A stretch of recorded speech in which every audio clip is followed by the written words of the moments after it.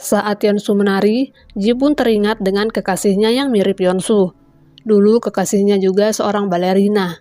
Kekasihnya meninggal karena menyelamatkan Ji yang hendak dimusnahkan karena mengabaikan misi dan memilih hidup bersama manusia. Setelah Yeonsu menari, tiba-tiba Kim Dan terjatuh dari pos tempatnya bersembunyi. Yeonsu yang melihat pun memarahinya karena ia cuti tanpa izin. Malamnya Kim Dan memimpikan anak kecil yang jatuh ke laut. Mimpi itu adalah petunjuk yang akan menghubungkannya dengan masa lalu. Beralih ke masa lalu Ji. Saat kekasihnya mati, Ji sempat melakukan bunuh diri berkali-kali. Namun ia tak juga mati. Ia pun sempat tersiksa karena hidup seperti itu.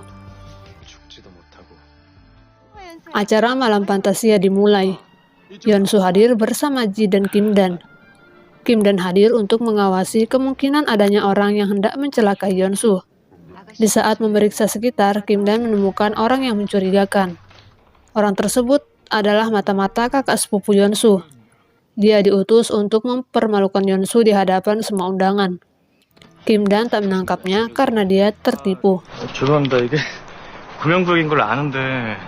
Di pertengahan acara, mata-mata yang menyamar sebagai pelayan memberikan Yeonsu buah anggur yang sudah dicampuri obat.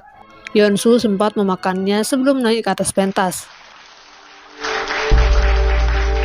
Saat gilirannya memberi sambutan, tiba-tiba Yeonsu pusing dan mengamuk di hadapan semua undangan.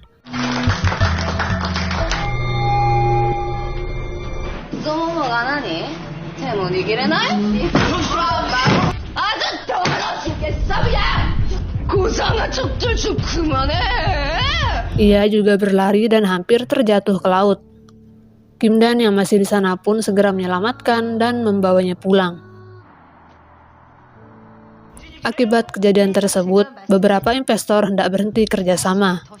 Mereka meragukan kesehatan mental Yeonsu yang akan menjadi pemeran utama di teater Giselle. Selain investor, para penari juga ingin mundur. Mereka tak setuju jika Yeonsu akan menjadi pemeran utama. Mereka mengira Yeonsu memiliki penyakit jiwa. Ji yang sudah bekerja keras untuk mewujudkan pertunjukan Giselle pun sangat marah. Dia mengkritik semua penari karena dianggap belum siap. Bibinya yang tak ingin membuang kesempatan pun menemui Yeonsu. Ia meminta Yeonsu mundur dari balet dan juga perusahaannya karena dianggap merugikan perusahaan. Ia diberi waktu 12 jam untuk membuat keputusan. 12시간 줄게. 네 발로 물러나. Hal tersebut membuat Yeonsu stres. Kim Dan yang merasa kasihan pun sempat meminta Yeonsu untuk berhenti menari dan memikirkan perusahaannya. 다 내려놓으면 안 돼요? 난 이 연습 힘든 거 싫어. 꼭 판타지아 무대에서만 춰야 되는 건 아니잖아요. 아가씨 춤에 관객이 필요하면 내가 봐줄게요. Ji yang tak sengaja mendengar perkataan Kim Dan sangat marah. Dia sampai menarik kerah baju Kim Dan hingga keduanya terjatuh ke sungai. 니까짓 게 뭔데 춤을 놔라 마라 건방진 소리를 하는 거야. Untungnya mereka selamat karena ada tim yang menolong. Kim Dan pun sempat kembali memimpikan anak kecil yang jatuh ke laut. Saat kembali bertemu dengan Ji, Kim Dan memberitahu jika dirinya menyukai Yeonsu. Meski begitu, ia ingin Ji menjaganya jika dia benar-benar mencintai Yeonsu. Kim Dan memberitahu jika dia juga akan segera pergi. Siangnya, Yeonsu ke Fantasia untuk meminta maaf atas kejadian yang tak mengenakan sebelumnya. Di hadapan bibinya dan semua investor, Yeonsu memberitahu jika dirinya tak akan meninggalkan balet maupun perusahaan Fantasia. 제가 잘못했습니다. 어떠한 핑계도 변명도 하지 않겠습니다. 미치지 않았다는 거, 완벽히 정상인 거 보여드리겠습니다. Yeonsu berjanji dia akan keluar dari balet maupun perusahaan sendirian jika dia gagal melakukan tarian Giselle. Hari terus berganti. Kim Dan kembali memimpikan anak kecil yang tenggelam di laut.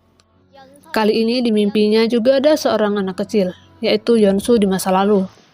Karena penasaran, Kim Dan menemui tetua malaikat dan menanyakan kemungkinan adanya manusia yang berubah menjadi malaikat. Kim Dan menanyakannya karena berharap dia juga bisa menjadi manusia dan hidup bersama orang yang dia cinta. Kim Dan kemudian diajak ke padang ilalang. Di sana tetua malaikat memusnahkan seorang malaikat yang berusaha hidup bersama manusia.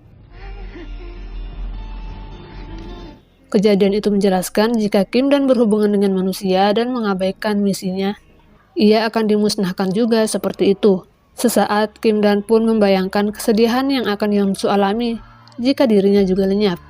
Karena tak ingin Yeonsu nantinya bersedih, Kim Dan pun segera menemui Yeonsu dan memutuskan untuk berhenti bekerja.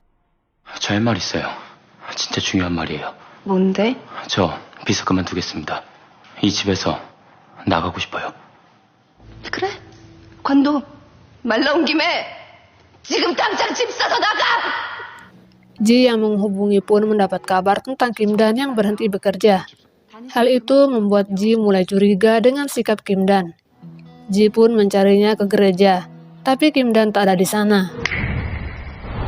아이고 형제님. 밤에도 오시고 아침에 사제께서 Pada akhirnya Ji malah berkelahi dengan pendeta karena tahu jika Kim Dan adalah malaikat yang diutus untuk melakukan misi terhadap Yeonsu. 당신들이 특별한 것 같지? 아등바등 사는 사람들. 왜? Kim Dan sendiri pergi ke suatu tempat untuk menenangkan diri dan merenung. Sedangkan Yeonsu kini berlatih balet di perusahaannya.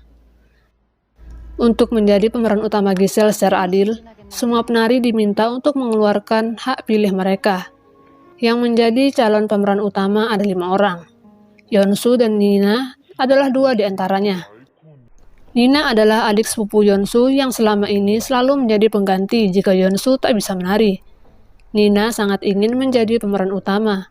Ia pun selalu berlatih dengan keras agar bisa melampaui Yeonsu. Sedangkan di tempat lain, Jung sibuk mengumpulkan bukti kasus yang telah menimpa Pak Jo dan Yeonsu. Sayangnya bukti yang sudah terkumpul dicuri oleh Runa, kakak sepupu Yeonsu. 제가 계속 주시하고 있겠습니다. Di rumahnya, Bibi Yeonsu mulai mencurigai tingkah anaknya yaitu Runa. Dia curiga jika Runa terlibat atas kasus kecelakaan yang menimpa Pak Jo dan Yeonsu.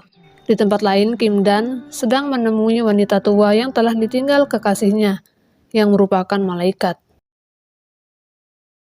Kim Dan sempat tertidur dan kembali memimpikan anak kecil yang belakangan sering ia impikan.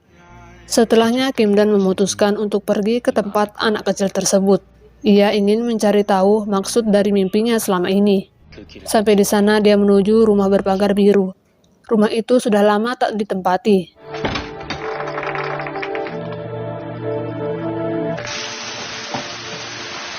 Di sebuah tong, dia menemukan kotak kado yang merupakan pemberian Yeonsu kecil untuk anak laki-laki itu.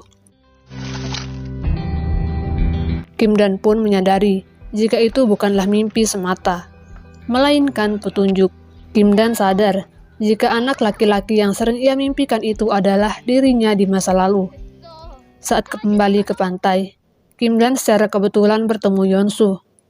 Kim Dan hanya diam mengetahui semua kebenarannya. Dia adalah penonton pertama saat Yeonsu menari di pantai dulu. 내 이름은 성우야. 성우야. 유성우. 유성우.